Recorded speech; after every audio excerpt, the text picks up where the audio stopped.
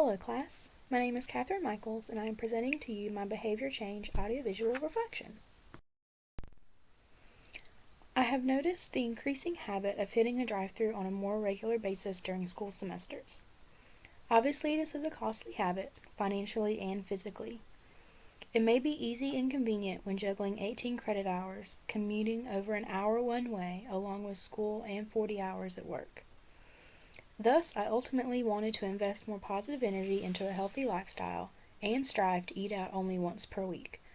To successfully obtain this new goal, I needed to meal plan, prep, and pack every day. September was a month of learning. It was challenging to adjust to a new semester and new classes and a new work schedule. Time management was a struggle with only one day off of work a week, 2 days of classes on campus, and 4 online classes.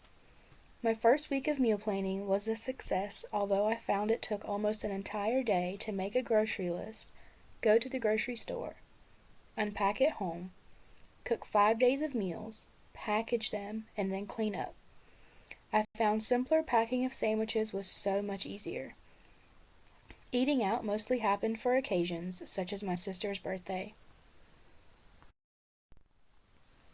October, I discovered more time management issues. Juggling school, work, and life just wasn't leaving any downtime. Schoolwork was much more demanding, rolling into first exams. I found I wasn't eating until I was starving. Being too busy to eat is an understatement. I actually kept a loaf of bread and a jar of peanut butter in my car for a week to avoid the drive-thru. So remind me to invent tiny fridges and microwaves for sedans, for us normal, middle-class people. Near the end of the month, a wrench was thrown my way when I came down with strep throat and the flu.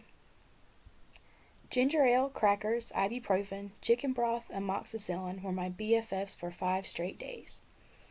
Overall, the drive-thru was only visited the week after being sick. November, I simply discovered time management was an issue with meals because I was never home between working and school.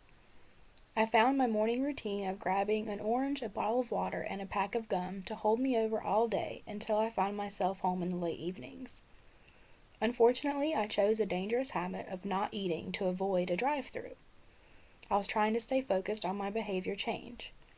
I actually gained weight physically due to undereating, and being a nutrition major, I understand the danger associated with that.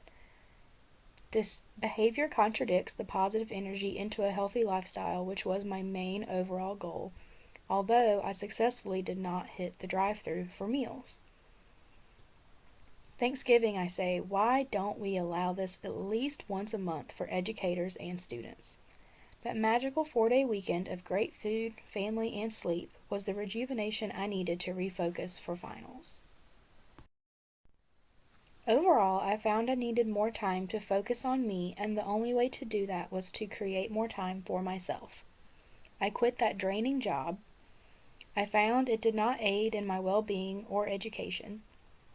We all must function with the same amount of time, and priorities must be in the right order depending on what we deem our success is. Another neat discovery was Tupperware. I found in September my reward to begin this journey was new Tupperware. Now I can't stop buying it. All shapes, sizes, colors. I'm officially a Tupperware addict.